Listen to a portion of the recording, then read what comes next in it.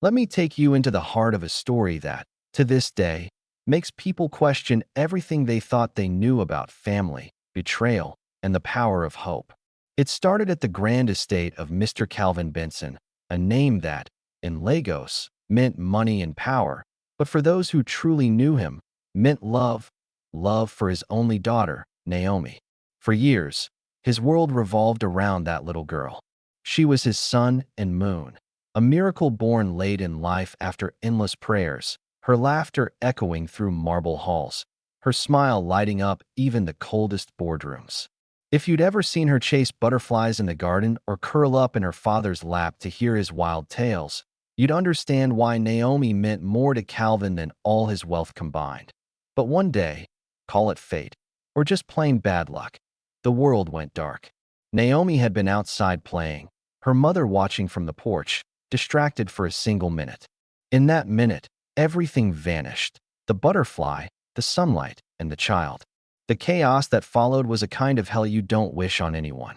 Police, detectives, headlines screaming, "Billionaire's daughter vanishes," the whole city turning upside down, but the trail went ice cold. Days became years. Hope burned low. They held a symbolic burial with an empty coffin, a cruel ritual that brought no peace. Naomi's mother, heart shattered, faded away until sorrow took her completely.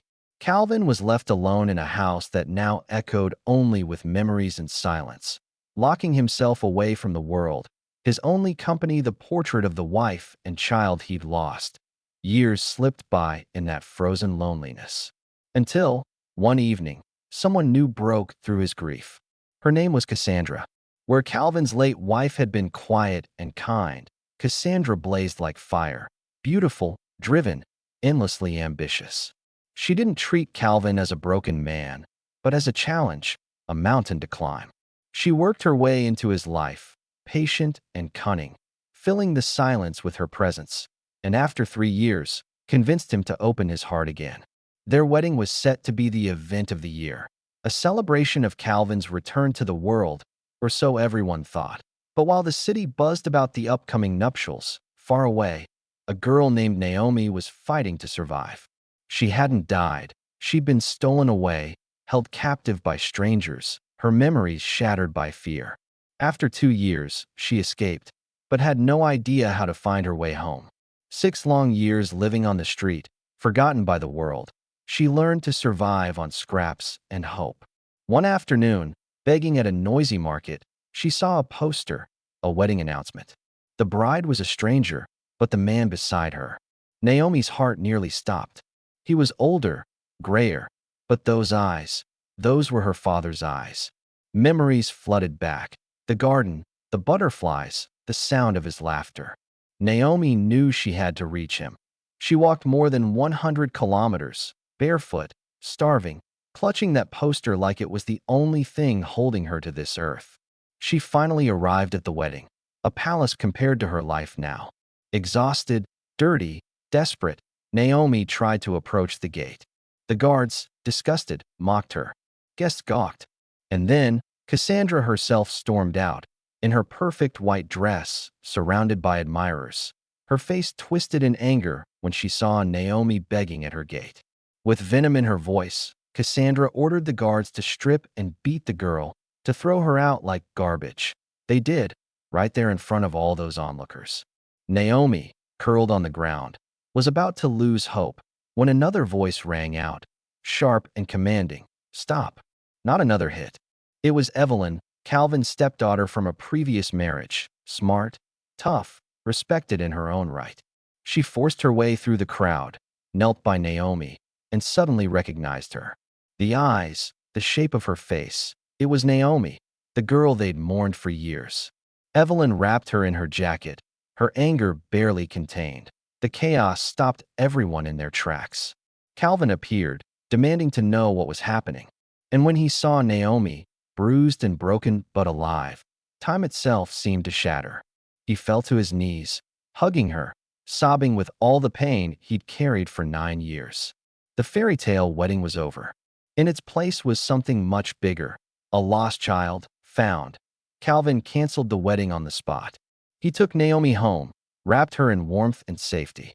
The household buzzed with disbelief and joy. For Naomi, it was all like a dream.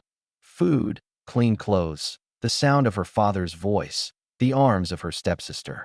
That night, as she drifted to sleep for the first time in years without fear, Calvin whispered apologies and promises.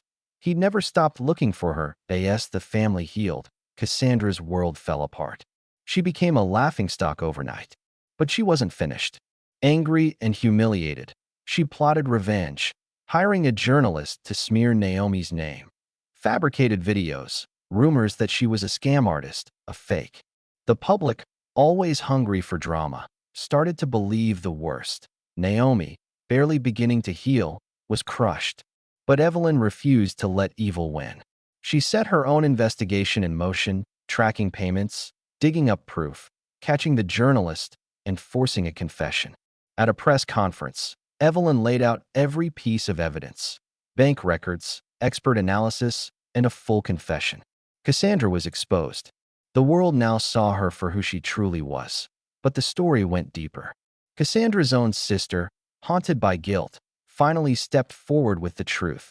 Cassandra had orchestrated Naomi's kidnapping, poisoned Calvin's wife, destroyed their family for her own ambition. With this confession, plus the testimony of an accomplice, police arrested Cassandra. Her trial was the scandal of the decade.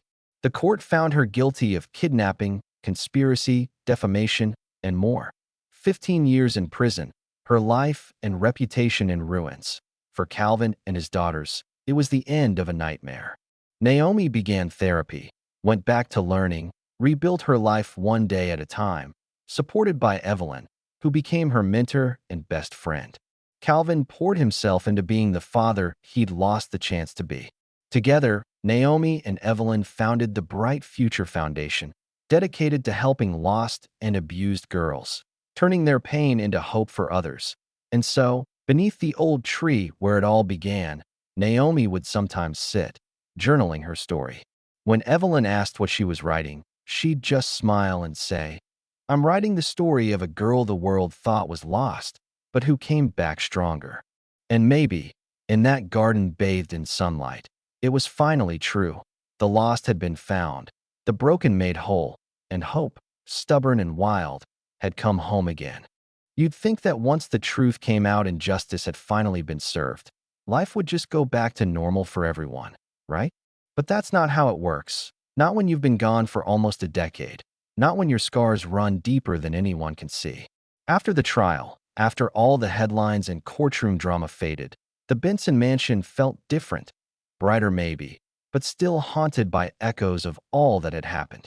Naomi would walk those marble halls, still surprised to see her own reflection in the gilded mirrors, as if she was a ghost the world had somehow remembered. She tried to settle in. Warm baths, fresh clothes, the best doctors in the city checking on her daily, tutors coming in with stacks of books to help her catch up. But the world outside those gates was still suspicious.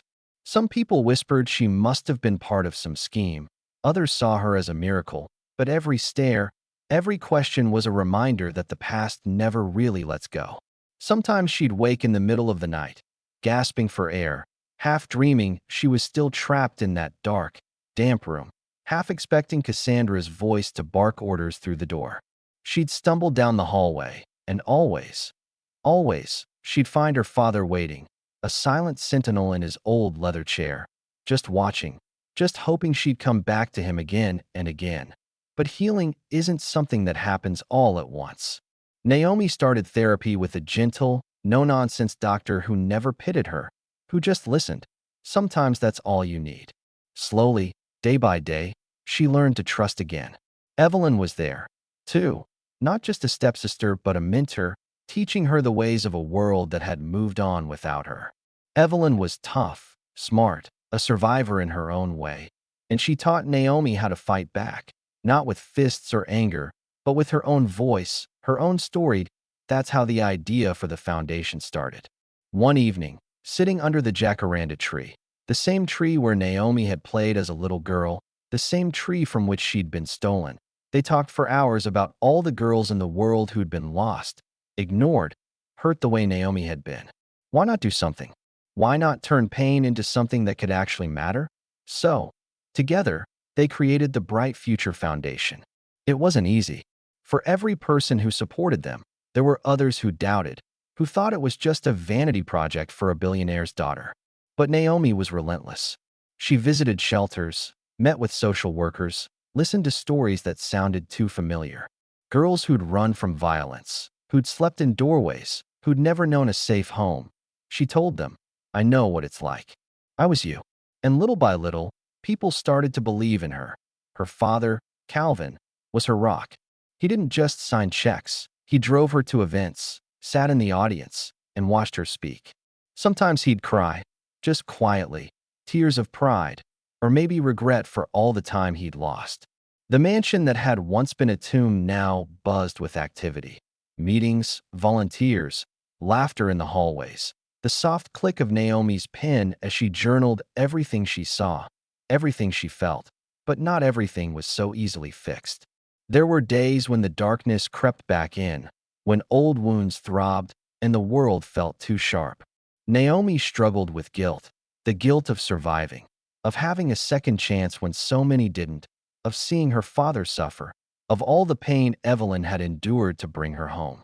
Sometimes she wondered, late at night, if forgiveness was even possible for herself, let alone for those who'd hurt her. The press, always hungry for a new angle, kept circling. They wrote about Cassandra's downfall, about the trial, about Naomi's miraculous return. Some called her a saint, others a fraud, and the foundation's every move was scrutinized. But through it all, Evelyn's advice rang in her ears. You don't owe the world your pain, but you can give them your hope. So she kept going. One autumn morning, Naomi and Evelyn were invited to a live TV interview, the kind watched by millions across the country. Naomi was nervous, but Evelyn squeezed her hand backstage. The interviewer, slick and smiling, wasted no time. "Do you forgive Cassandra for what she did?" The studio went silent. Naomi looked down at her lap, then out at the cameras. She took a shaky breath. "I think forgiveness isn't something you do for the other person. It's something you do so you can breathe again. I don't know if I'll ever forgive Cassandra, not for what she did to my family, not for what she did to my mother. But I do know I don't want to live my life in hate. I want to build something better for girls who never had the chances I did." That clip went viral. For days, people debated forgiveness, justice, privilege, and whether redemption was possible for someone like Cassandra.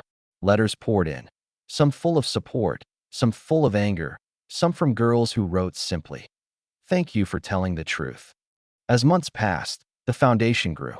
Naomi became not just a survivor, but a leader, a symbol for those who'd lost everything and fought their way back. Calvin, older and grayer, finally let the sunlight into his life again. Evelyn, for the first time, allowed herself to believe that family could mean starting over, not just surviving. Even Cassandra, watching from her prison cell, had to live with the consequences of her ambition. Her face forgotten by the world she once wanted to rule. One evening, as golden lights spilled across the garden, Naomi sat under the jacaranda tree, scribbling in her journal. Evelyn joined her, stretching out on the grass. "What are you writing now?" she asked, half teasing. Naomi smiled, tears glimmering but not falling.